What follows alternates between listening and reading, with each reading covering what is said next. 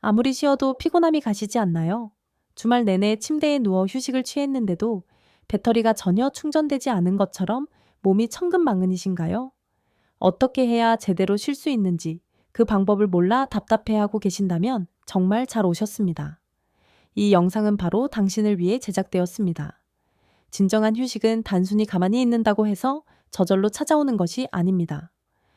우리가 피로를 느낄 때 뇌가 실제로 갈구하는 것이 무엇인지, 그리고 충전되는 느낌의 실체가 무엇인지, 그 과학적 원리를 알아야만 비로소 완전한 회복이 가능해집니다.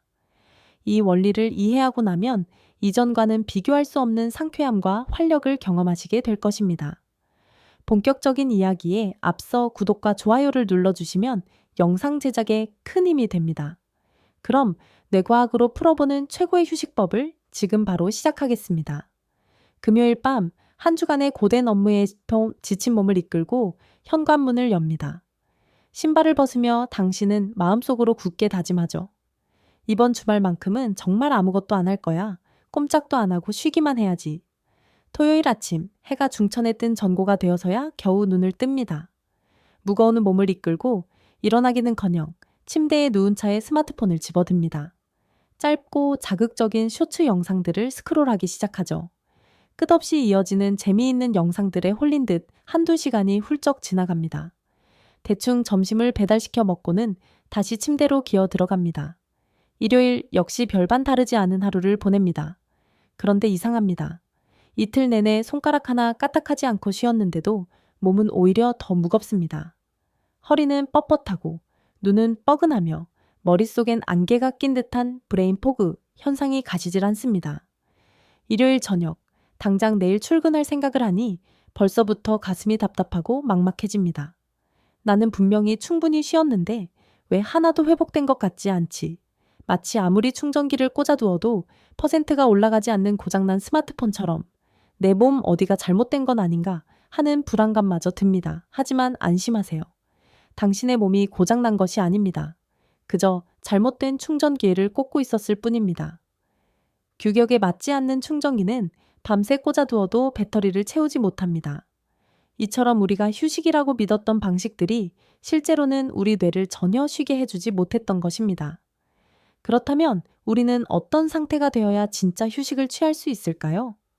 이 메커니즘을 이해하는 순간 여러분은 비로소 자신에게 딱 맞는 전용 충전기를 손에 쥐게 될 것입니다. 우리가 흔히 취하는 휴식을 복기해 봅시다. 침대에 누워 스마트폰을 켜고 자극적인 영상을 봅니다. 아무 생각 없이 화면을 넘기는 이 행위를 우리는 휴식이라 착각합니다.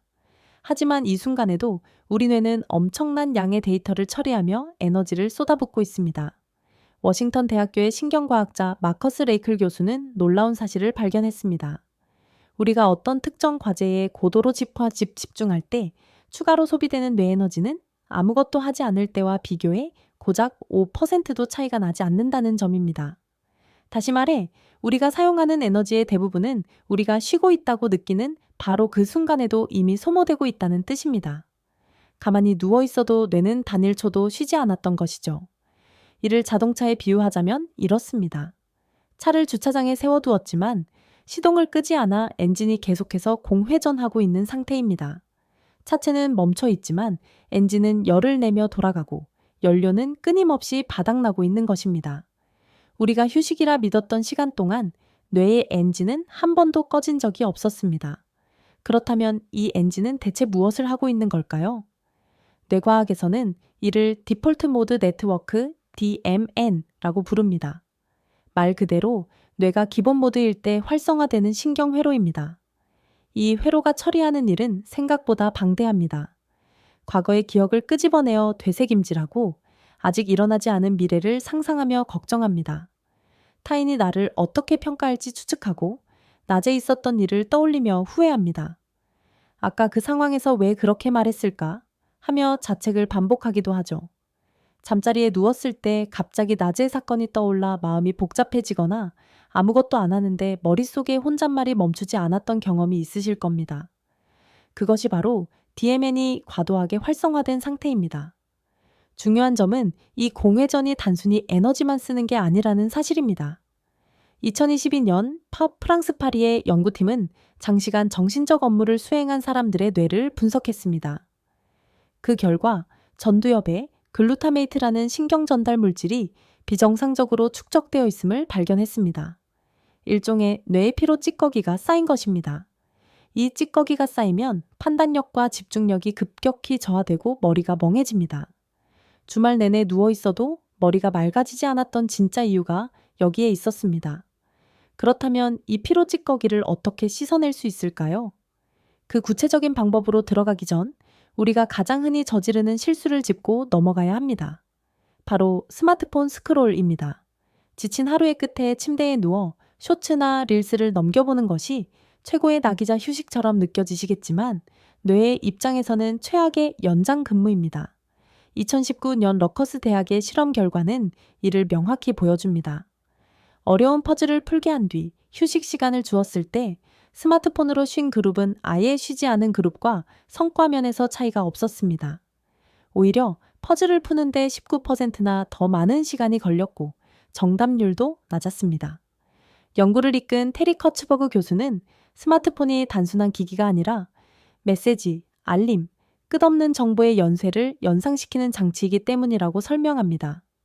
화면이 바뀔 때마다 뇌는 새로운 정보를 처리하고 반응해야 합니다. 손가락은 가만히 있어도 뇌의 엔진은 오히려 더 가파르게 회전하고 있었던 것이죠. 전문의 사운드라 달튼 스미스 박사는 인간에게는 7가지 종류의 휴식이 필요하다고 강조합니다. 신체적, 정신적, 감각적, 창의적, 감정적, 사회적, 그리고 영적 휴식입니다. 여기서 핵심은 잠과 휴식은 엄연히 다르다는 점입니다. 잠을 충분히 자도 피곤하다면 그것은 수면이 아닌 다른 영역의 휴식이 결핍되었다는 신호입니다. 그렇다면 구체적으로 무엇을 해야 할까요?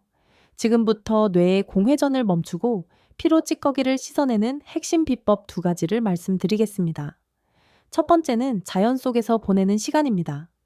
스티븐 캐플런 교수의 주의력 회복 이론에 따르면 우리가 일상에서 억지로 집중할 때 쓰는 에너지를 지향적 주의력이라고 합니다. 이 에너지는 근육처럼 쓸수록 지치게 됩니다. 반면 자연 속에 있을 때는 부드러운 매혹, 소프트 패시네이션 상태가 됩니다. 바람에 흔들리는 나무잎, 반짝이는 햇살 같은 것들은 뇌를 강제로 자극하지 않으면서도 은은하게 깨어있게 만듭니다. 실제로 스탠퍼드 대학의 연구에 따르면 자연 속을 90분간 걷는 것만으로도 부정적인 생각을 반복하는 뇌 부위의 활동이 현저히 줄어들었습니다. 거창할 필요는 없습니다. 집 근처 공원을 20분만 산책해도 스트레스 호르몬인 코르티솔 수치가 유의미하게 감소합니다. 계획 없이 걷거나 잠시 앉아 하늘을 바라보는 그 찰나가 뇌의 공회전을 멈추는 소중한 시간이 됩니다. 두 번째 방법은 뇌의 엔진을 직접 끄는 명상과 호흡입니다. 예일 대학의 저드슨 브루어 교수는 명상을 할 때 DMN 공회전 회로의 활동이 뚜렷하게 감소한다는 것을 fMRI 촬영으로 증명했습니다. 이는 수십 년 수련한 고수만 가능한 일이 아닙니다. 지금 이 순간의 감각에 주의를 기울이는 행위 자체가 공회전을 멈추는 스위치가 됩니다. 하버드 의대의 허버트 벤슨 교수는 이를 이완 반응이라 불렀습니다. 깊은 호흡만으로도 부교감 신경이 활성화되며 뇌가 즉시 회복 모드로 전환됩니다. 잠들기 전 5분만 투자해보세요. 눈을 감고 코로 숨을 들이마시고 입으로 천천히 내뱉으며 오직 숨이 오가는 감각에만 집중하는 것입니다. 중간에 잡생각이 떠올라도 괜찮습니다. 그저 다시 호흡으로 돌아오는 것, 그것이 뇌를 쉬게 하는 가장 강력한 방법입니다. 잡생각이 떠올랐다면 그저 내가 딴 생각을 하고 있구나 라고 알아차린 뒤 다시 호흡으로 돌아오면 됩니다. 이것만으로도 뇌의 공회전 속도는 눈에 띄게 줄어듭니다.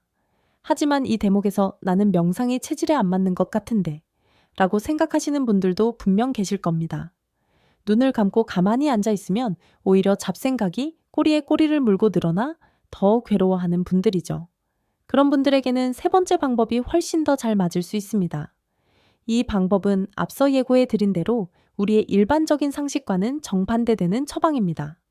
바로 몸을 움직이는 것입니다. 지금 피곤해서 쉬는 법을 알고 싶은 건데 또 운동을 하라고요? 이렇게 의문이 생길 수 있습니다.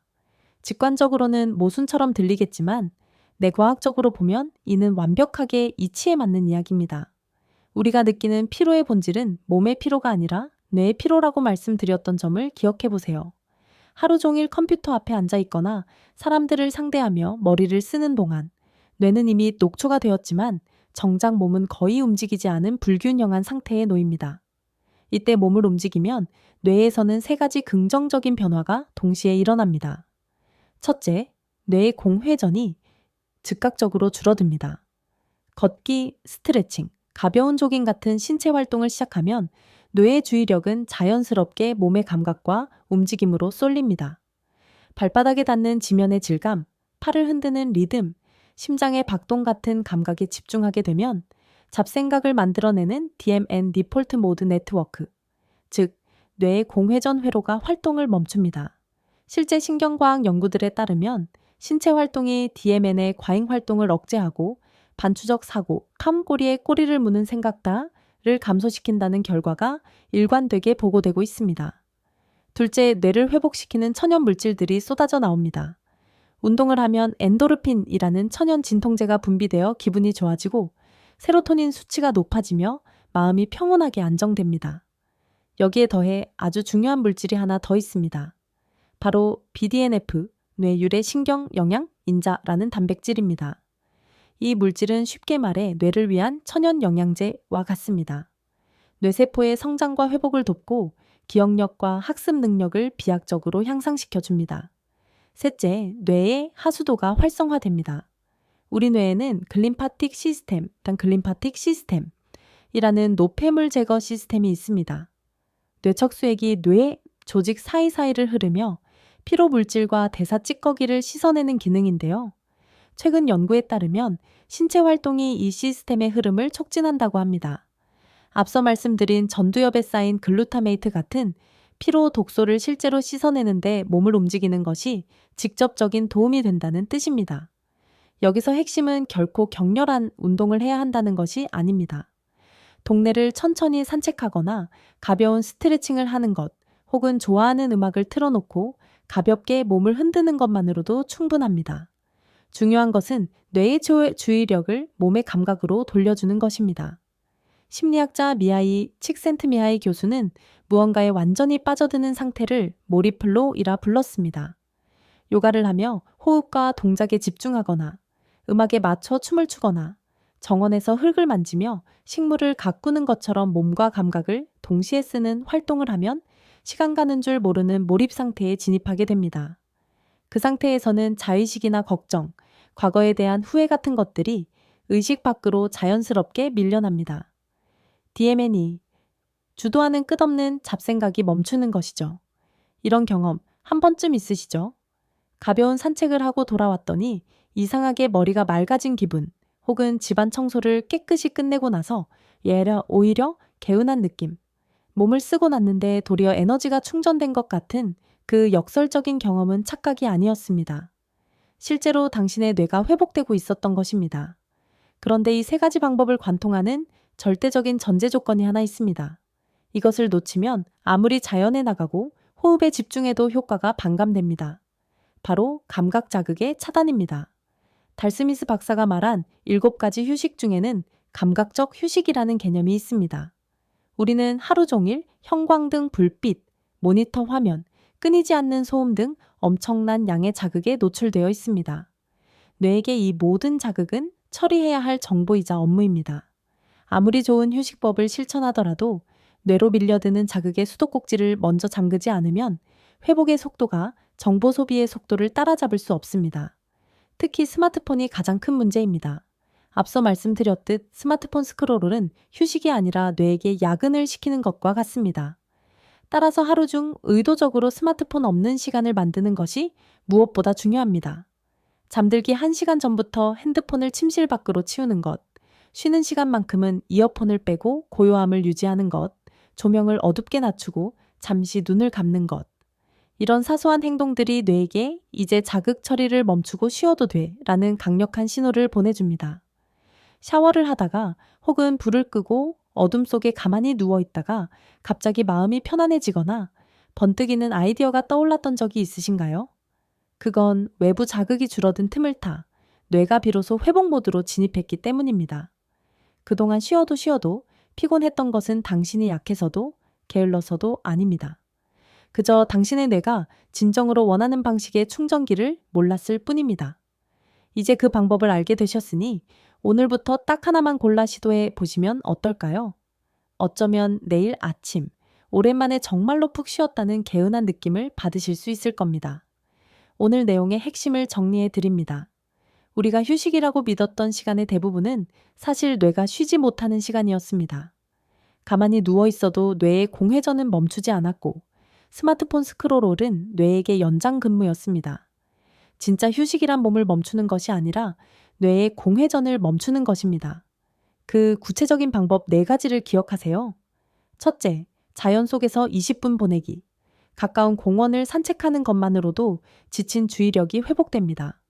둘째, 호흡에 집중하는 5분의 시간. 지금 이 순간으로 돌아오는 것만으로도 공회전 회로가 잠잠해집니다. 셋째, 가볍게 몸 움직이기. 산책이나 스트레칭은 뇌의 피로 물질을 씻어내고 회복 물질을 채워줍니다. 넷째, 감각 자극을 의도적으로 줄이기. 특히 스마트폰을 내려놓는 것이 모든 휴식의 출발점입니다. 혹시 여러분만의 특별한 휴식법이 있으시다면 댓글로 나눠주세요. 나는 이렇게 쉬었더니 정말 회복이 되더라. 이 방법이 나에게는 효과가 좋았다 같은 소중한 경험들을 기다립니다. 당신의 그 한 줄이 지금 영상을 보고 있는 다른 누군가에게는 정말 큰 도움이 될 수 있습니다.